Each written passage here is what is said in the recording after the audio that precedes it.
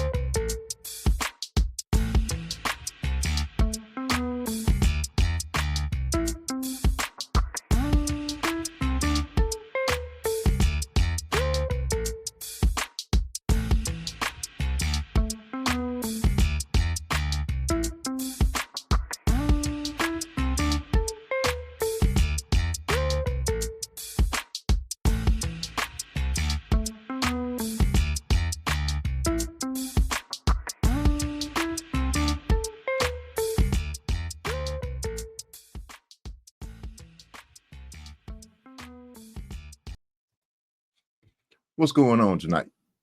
I just want to come to you real quick and give you this quick spiel, and we're going to keep it moving.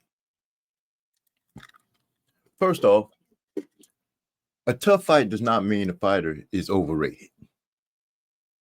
It could just mean that his opponent was underrated. There's a laundry list of things that could take place to cause a fighter to have a bad showing. And with that being said, we come to Jerron, Boots, Ennis, and Kukajan. As you can see, the stats that they gave us for the fight stats: 277 punches landed by Boots, 257 by Kukajan. High impact punches, 51 by Boots, 63 by Kukajan.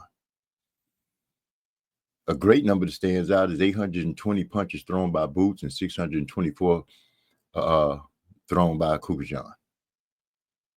I don't know how you measure pressure, but they're saying that 60% of the pressure was assessed by or created by Boots, and the 77% Kukajan.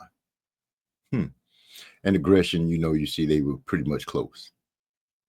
I'm going to say, before you say Boots is overrated and begin to toss him away because of a bad showing, and a lot of you are going to say it was two bad showings because he had two bad showings against Kukajan. Well, we know the first time Kukajan was not willing to engage. He got on his bicycle and he made Boots chase him around, which a lot of people pointed out the fact that Boots needs to learn how to cut off the ring. 33 fights, 29 knockouts. Has each fight been a step up? No, that's not for me to answer. I'm asking you. Has each fight been a step up? Has his tools been getting sharpened every time he stepped into the ring against an opponent? If you think so, then yeah, I guess you'll be able to quickly say that he's overrated and try to throw him away. I don't believe that all of his opponents have been step-up fights. Let us remember, he was stopping people so fast, they weren't making it to the 6th round. They weren't making it to the 8th round, which gives the crowd, people, a sense of he's unstoppable, he's invulnerable, he's just a juggernaut, and he's running through people, and instantly, human nature says that people will start thinking that he's ready for the Crawfords, Spences, and and whoever else was at the top at the time when he started making noise. Well, we know for sure that Crawford is an elite fighter. It's been proven time and time again. He's shown that.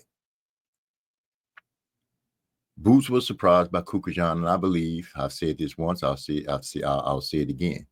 I believe Boots kind of overlooked him. He thought that it was going to be pretty much the same kind of fight. Where I said I thought he made a mistake, because you should always be prepared for every opponent, even if you see them for the second time. Now I hear people say, "Oh, he couldn't get up for this guy," or whatever the issue. But how do you think we get great trilogies?